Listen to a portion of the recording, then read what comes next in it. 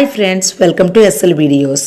ఈరోజు నేను చూపించబోయే రెసిపీ మన దోశల్లోకి చాలా టేస్టీగా ఉండే బెల్లపు చారు ఎలా తయారు చేయాలో చూద్దాం.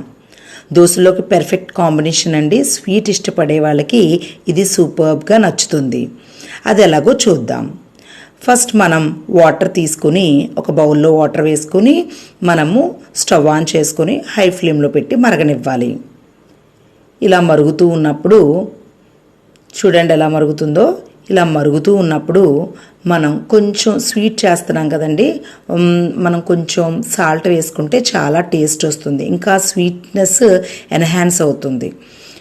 సో అలా మరుగుతూ ఉంటుందండి. ఓ పక్కన మనం వరిపిండి తీసుకోవాలి, రైస్ ఫ్లోర్ తీసుకోవాలన్నమాట. రైస్ ఫ్లోర్ తీసుకొని మనం దాన్ని శుభ్రంగా ఉందో లేదో అంతా కూడా చెక్ చేసుకోండి.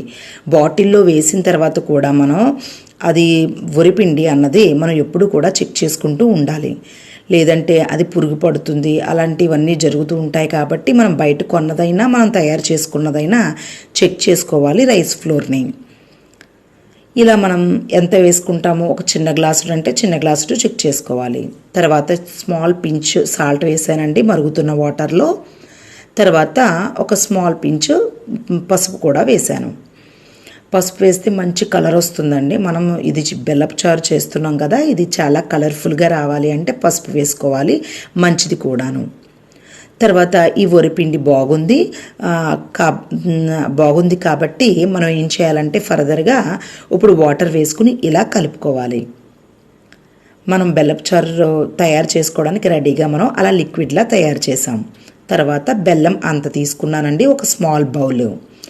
అది కూడా వేసి ఇలా మనం డిజాల్వ్ అయ్యేలా తిప్పుకోవాలి, స్టిర్ చేసుకోవాలి. హై ఫ్లేమ్లో పెట్టి స్టిర్ చేసుకోవాలి. ఎప్పుడు ఆ ముక్కలన్నీ కూడా బెల్లం ముక్కలన్నీ కరిగేలాగా స్టిర్ చేసుకోవాలి. ఇలా బాగా కలిసేలాగా మనం గరిటెతో తిప్పుకుంటూ ఉండాలి. హై ఫ్లేమ్లోనే జరగాలి ఇదంతా.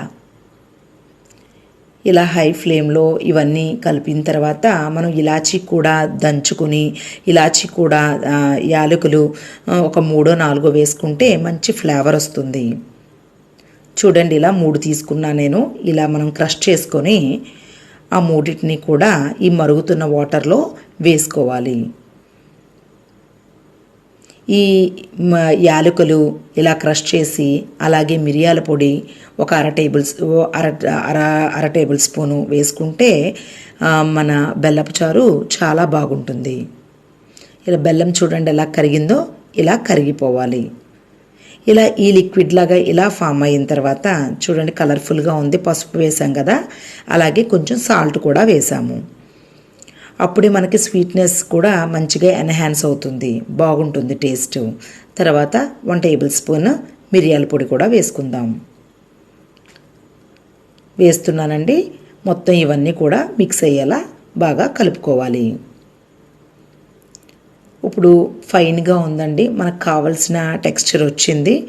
అసలు బెల్లం పలుకులు కూడా లేవు ఏమీ. ఇలా పొంగు వచ్చిన తర్వాత మనం తయారు చేసుకున్న రైస్ ఫ్లోర్తో లిక్విడ్లా తయారు చేసుకున్నాం కదండి, అది కూడా వేసుకోవాలి. వేసుకున్నాను నేను. ఇప్పుడు సిమ్లో పెట్టుకొని ఫస్ట్ కాసేపు మిక్స్ చేసుకోవాలి. తర్వాత హై ఫ్లేమ్లో పెట్టి ఒక 5 to 10 minutes మనం ఇలాగా మిక్స్ చేసుకుంటే మనకు మంచి స్మూదీలా తయారవుతుంది. చూడండి ఇప్పుడు లిక్విడ్గా ఉంది కదా, ఇది మంచి స్మూదీలా తయారవుతుంది. ఇలా హై ఫ్లేమ్లో పెట్టి దగ్గరుండి మనము మిక్స్ చేసుకుంటూ ఉంటే మనకు స్మూదీలా తయారవుతుంది. చూడండి స్లోగా థిక్ అయ్యింది. ఎలా థిక్ అవుతుందో లిక్విడ్ ఫామ్లోంచి స్లోగా మనకి ఇలా థిక్నెస్ పెరుగుతుంది. ఇలా బబుల్స్ కూడా వస్తాయి. ఇలా దగ్గర పడుతుంది అనమాట, చిక్కపడుతుంది. ఇలా చిక్కబడినప్పుడు మనకి ఎలా కన్సిస్టెన్సీ కావాలో చూసుకొని మనకి ఆ కన్సిస్టెన్సీ రాగానే మనం స్టవ్ ఆఫ్ చేసుకోవడమే. చూడండి ఇది పెర్ఫెక్ట్ కన్సిస్టెన్సీ, ఇలా ఉండాలి. ఇంకా మనకి లిక్విడ్గా ఉన్నప్పుడు తీసుకుంటే కూడా బాగానే ఉంటుంది. మనం ఇలాగా స్టవ్ ఆఫ్ చేసుకున్న తర్వాత కూడా ఇది టైటన్ అవుతుందండి, ఇంకా కొంచెం గట్టి పడుతుంది. కాబట్టి అది చూసుకుని మనకి ఎలాగా మీకు కన్సిస్టెన్సీ కావాలో అప్పుడు మనం స్టవ్ ఆఫ్ చేసుకోవాలి. ఒకవేళ మనకి స్టవ్ ఆఫ్ చేసుకున్న తర్వాత కూడా ఇంకా గట్టిపడుతుంది అన్నప్పుడు మనం ఎప్పుడైతే సర్వ్ చేస్తామో అప్పుడు కొంచెం వాటర్ వేసుకొని మళ్ళీ హీట్ చేసుకుంటే మనకు తగిన కావలసినంత కన్సిస్టెన్సీలో మళ్ళీ పెర్ఫెక్ట్గా వస్తుంది. చూడండి, ఇది పెర్ఫెక్ట్ కాంబినేషన్ అనమాట.